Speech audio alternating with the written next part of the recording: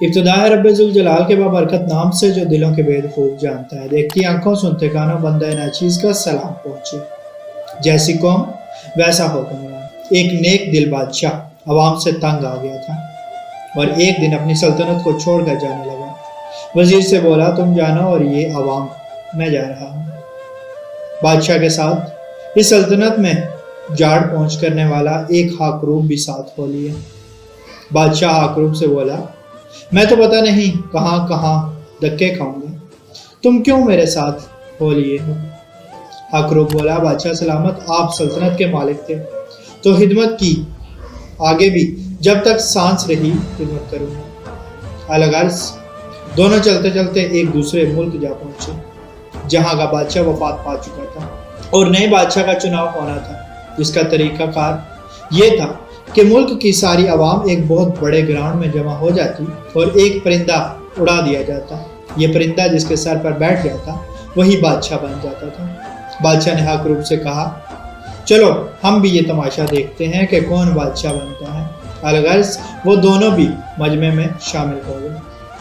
परिंदा उड़ाया गया। ग्राउंड का चक्कर लगाने के बाद परिंदा इस हाकरूब के सर पर आ बैठा। इस मुल्क की आवाम और वुज़रा ने हाकरूब के सर पर बादशाहत का ताज रख दिया। हाकरूब जिस बादशाह के साथ आया था उससे बोला, बादशाह सलामत, आप भी मेरे साथ सुकून से महल में रहें।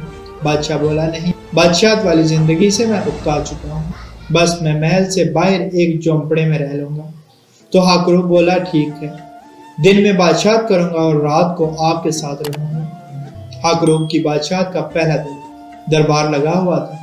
इतने में एक फरियादी आया और कहा, फलां बंदे ने मेरी चोरी की।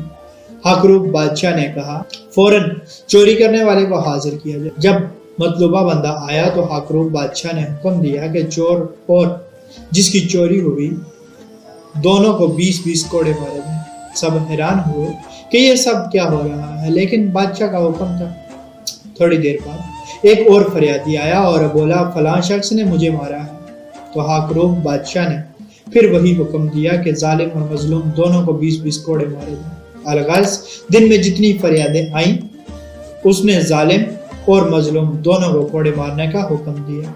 रात को जब वो हाकरूब बादशाह की झोंपड़ी में पहुंचा तो बादशाह ने कहा, ओ भाई, ये सब क्या तमाशा था?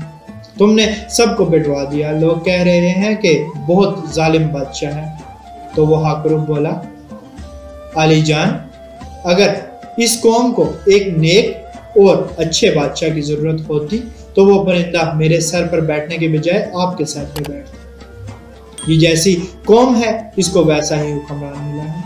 कुछ कौमें वाकई जूतों के काबिल होती हैं। अल्लाह पाक समझ की तौफीक अता फरमाए। अल्लाह पाक आसानियां हासिल और तकसीम करने का शर्फ अता फरमाए। आमीन। जज़ाकल्लाह।